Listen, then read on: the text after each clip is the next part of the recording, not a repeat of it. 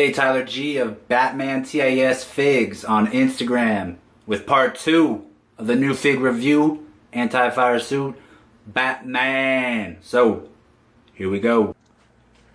Okay, so here is anti-fire suit Batman. Looking real nice. Next to his buddy and fellow new figure this week, Firefly. And there he is next to his normal suited version of himself.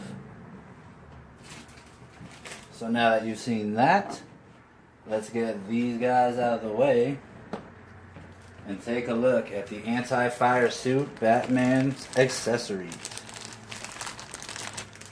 He comes with the gun that you see him holding, the Fire Extinguisher Extreme, and he comes with, all in all, 8 pairs of hands just like his counterpart, with a pair of gripping hands,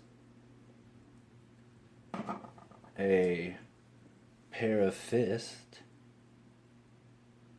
very nice, a trigger finger itching,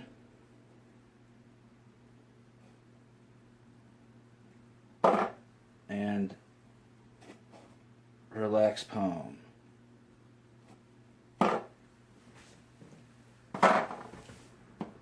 So initially I really did not even think I was going to be interested in this figure, because if you watch the show you know he only wears it maybe a minute in the ending of a Torch song, which is Firefly's first appearance episode. But man, when you see this figure in person, it looks pretty sweet. Here's a close-up of the mask. The no mouth part is very cool looking. Protection against that fire. Matte black is cool, even though he has some scratches around it. I just consider it weathering. It's a nice little belt.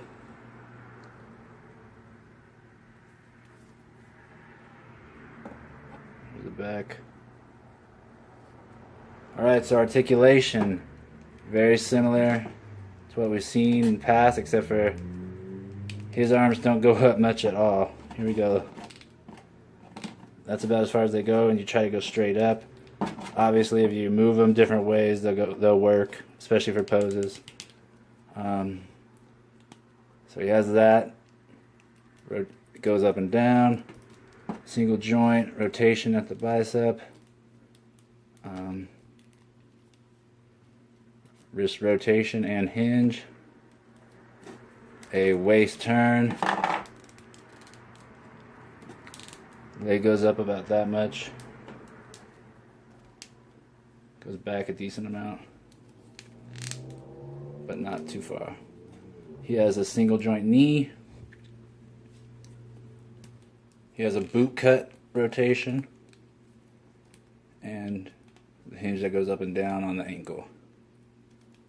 His head rotation, you can get him to go left and right, of course, and very slightly, ever so slightly down and ever so slightly up.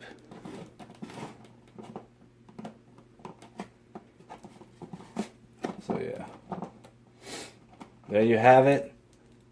And that's about it for these guys, because they're very basic. I feel like very like minimal accessories. Maybe just because they were used in the episode for a tiny amount. But the new line of figures has had a little like hike in price from like $25. Now they're close to $28. Some places are selling them for $30. And I got a few questions on my Instagram when I got the toys yesterday of people asking me whether or not the after looking at these, whether or not I feel that the price raise was warranted, and whether or not I feel like the plastic is better. And I have to say that they're both a lot heavier feeling than the other figures in weight wise. Like, they feel denser, they don't feel as hollow. The joints feel a lot stronger. You do have to warm them up a bit before they start moving really well, as you could probably see by me trying to move some of them. But I think overall, if we continue to get this kind of a sturdy figure with better accessories down the line, then I think the price is alright. I just hope they don't keep going up. But yeah, I think overall this is an improvement upon what we've gotten so far. And I hope they keep getting better and also eventually give us some figures like Alfred, or a classic looking Scarecrow, or a classic looking Mr. Freeze, or even Bane. But yeah, that's my review on those two. Again, please go check out my Instagram. I'm not really a big YouTuber. I have, however, a pretty cool looking page over for Batman at Batman TAS Figs. So if you enjoy Batman the Animated Series or Batman in general, please go take a look. Thank you for your time. If you have any questions, feel free to comment down below or ask me on my Instagram page. Alright, hope you have a good day, and I hope we get new figs next week to review.